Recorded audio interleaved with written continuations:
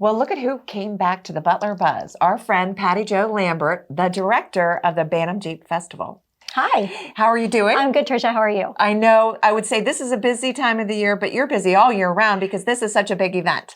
It is a big event. It takes 12 months to plan it. And, once we stop, we start over again for the next year. Right. And you're right. This is our busy time. We're in T-minus 4 weeks about now. So my colleague Michelle and I, we have this saying, no sleep till Jeep. And that's really what it's like.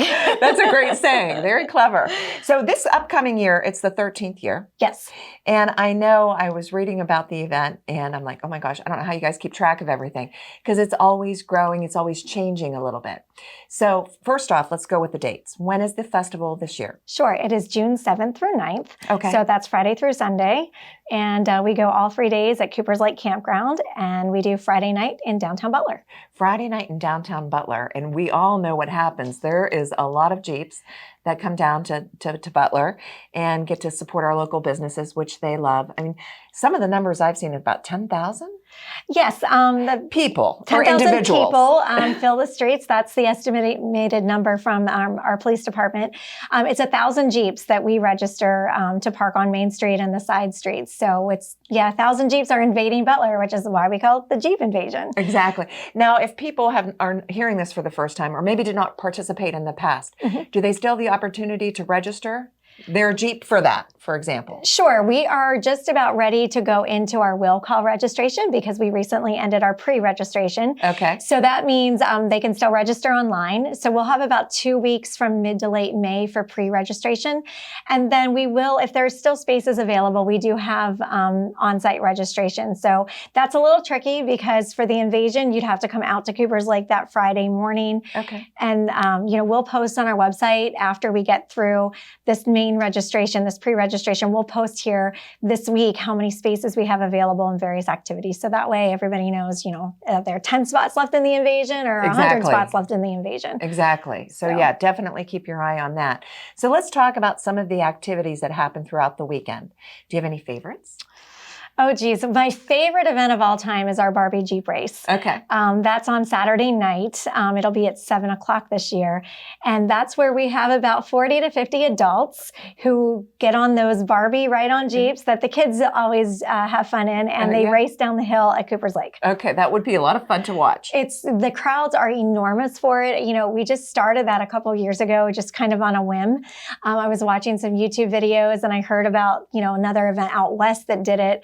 And I talked to their manager of that event and got some information, and we decided to try it. And it's just been really popular. And it's free for anybody to come out and watch it too. Okay. Free to come out and watch it. And these different events that you have, there's different participant fees related to different events. So you don't have to do all of the events. You kind of pick and choose what you want, correct? Correct. That's we did that on purpose because our event is very different than other Jeep events throughout the country. We have a ton of different activities that Jeep owners can do with their Jeeps. Okay. But there's different capacities that we can handle for all those different activities. So some things like our playground and on-site trails are 1,800 Jeeps, whereas we have other ones that are 60 Jeeps. So that's why we don't do one set package and a one set cost, because this way people can pick and choose what they'd like to do and build the weekend the way they want to build it. Now, they can find out all about this on their website, on your website.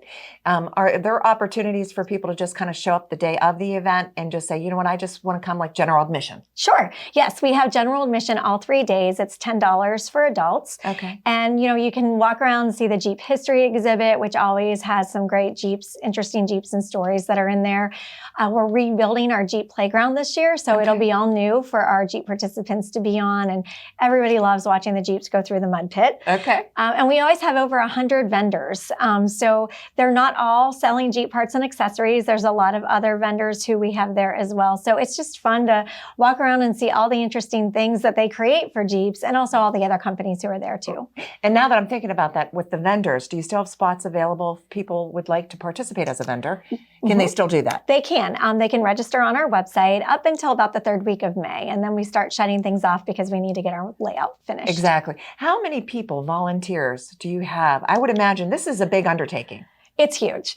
It is huge. And there are about 500 who register individually. And then there's probably another 100 to 200 who are part of different nonprofit groups that we partner with, and they staff various areas of the festival in exchange for some funds that we donate to them in support of them. Exactly. So that's a lot of volunteers. It's a lot. So that's a lot to manage also. Yeah, it's a whole project. We start our volunteer schedule right after we launch registration in January. Okay. Because as people register, we start slotting them into the positions that they'd like to be in and the days and the times that they want to help out. And so, it changes every single day. But, we're so grateful for the volunteers. Without them, we couldn't do it. Yeah. And now I really love the fact that, the Friends of the Bantam Jeep Festival Association come together, and a lot of the money that is collected at this event then goes back into support for local nonprofits. And you can find more about that on their website. They'll talk about that like in the fall, like October. Yep, great timing. Yeah, that's part of our mission statement, and we really want to support Butler County's nonprofit organizations. So we give away close to $20,000 every year to various nonprofits who apply for funding, and it's a great way that we can give back to the community. Yeah. Well, good luck with your event. Thank you. 13 years. It's hard to believe. I know. And you're going to be back for year 14. Absolutely. Okay. Thank you. Thanks for watching this episode of the Butler Buzz. If you want to see more, just click on the playlist button up here. To keep up to date with all of Armstrong Neighborhood Channel, click on the subscribe button down here. Hey, I suggest you do both. See you next time.